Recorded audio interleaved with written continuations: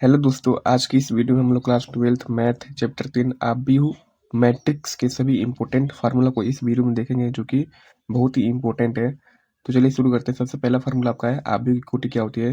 तो आव्यूह की कोटि आपका होता है ब्रैकेट में ए आई जे और एम क्रॉस एन होती है।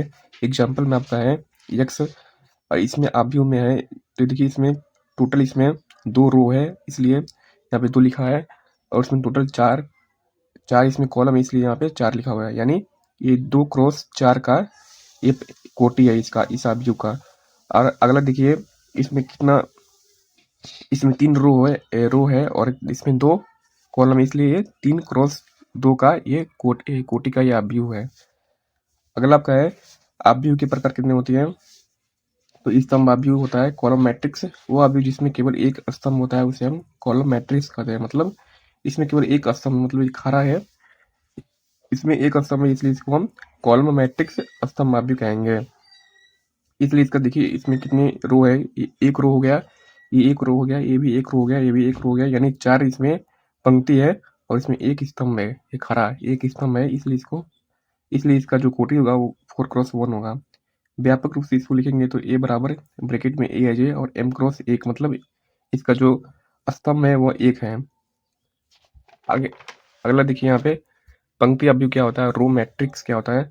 ऐसा आव्यूह जिसमें केवल एक पंक्ति होता है उसे हम पंक्ति आव्यूह कहते हैं। एग्जाम्पल में देखिए ये सी बराबर, ये देखिए ब्रैकेट में -1/2, इसमें केवल कितने, इसमें केवल एक रो है और इसमें कॉलम कितना है, 4 है। एक कॉलम ये हो गया सीधा, और ये दूसरा कॉलम हो गया, और तीसरा कॉलम हो गया, और ये चौथा कॉलम हो गया, यानी इसमें 4 कॉलम है और एक इसमें पंक्ति है। तो ये 1 क्रॉस 4 कोटि का ये आव्यूह मैट्रिक्स हो गया।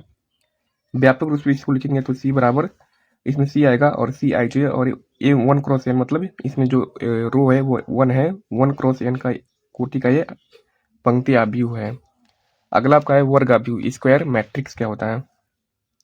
तो ये आपका होता है वो आव्यूह जिसमें पंक्ति और स्तंभ की संख्या समान होती है, वर्ग आव्यूह कहलाता है। मतलब पंक्ति भी समान हो और स्तंभ भी समान हो, उसको हम स्क्वायर मैट्रिक्स कहेंगे।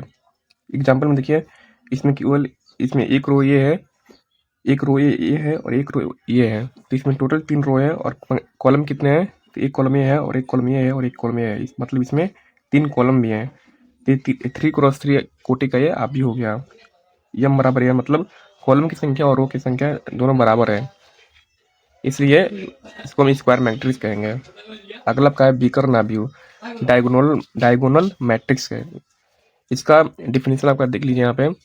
एक वर्ग आव्यूह बी बराबर b i j m cross m विकर आव्यूह कहलाता है यदि विकर के अतिरिक्त इसके अन्य सभी अवयव शून्य होते हैं। अर्थात एक आव्यूह बी बराबर ब्रैकेट में b i j m cross m विकर्ण आव्यूह कहलाता है यदि बी आई जे बराबर 0 और जब I is not equal to जे हो। तो एग्जाम्पल में देखिए ए बराबर 4 और बी बराबर, ये देखिए ये आपका कितना है, ये 0 0, ये विकर्ण आव्यूह, इसको हम विकर्ण आव्यूह कहेंगे, विकर्ण आव्यूह कहेंगे। और ये सी बराबर देख लीजिए, इसको भी हम विकर्ण आव्यूह कहेंगे। क्रमशः कोटि क्रमशः इनकी जो कोटियां हैं वो 1 है और 2 और 3 कोटि के विकर्ण आव्यूह हैं ये सब।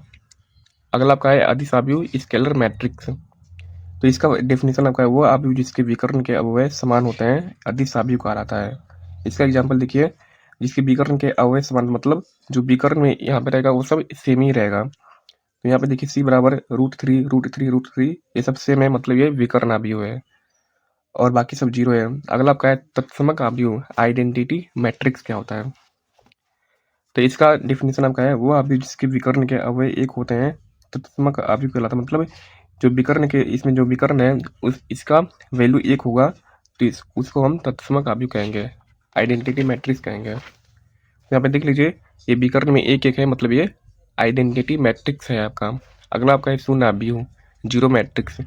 तो वह आव्यूह जिसके सभी अवयव शून्य होते हैं शून्य आव्यूह कहलाते हैं। मतलब सभी भी ब्रैकेट के अंदर आव्यूह के अंदर सभी भी जितने भी एलिमेंट है वो सब शून्य है, उसको हम जीरो मैट्रिक्स कहेंगे। अगला आपका है आव्यूह का परिवर्त ए टी, मतलब ए डैश, इसको हम कहते हैं परिवर्त।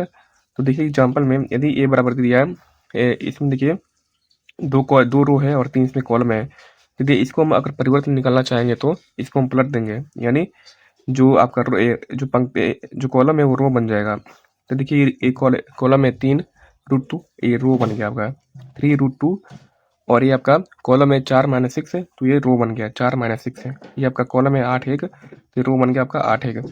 देखिए ये 2x3 कोटि का ये आबी हो गया, और यहाँ पे इसको हम बदल देंगे तो ये 3x2 कोटि का ये आबी हो जाएगा। अगला आपका है परिवर्त के गुणधर्म। तो देखिए ए डैश का ए डैश अगर हम निकालेंगे तो ए वही मिल जाएगा हमको, और ए प्लस बी का डैश निकालेंगे तो ए डैश प्लस बी डैश मिलेगा, और ए माइनस बी का डैश निकालेंगे तो ए डैश माइनस बी डैश मिलेगा, और ए इंटू बी का डैश निकालेंगे तो वो पहले बी डैश आएगा इंटू में ए डैश आएगा, और के ए का होल डैश निकालेंगे तो के और ए डैश आएगा जहाँ की कोई अचर पद है। अगला आपका है व्युत्क्रमीय आव्यूह इन्वर्टिबल मैट्रिक्स क्या होता है। तो देखिए इसमें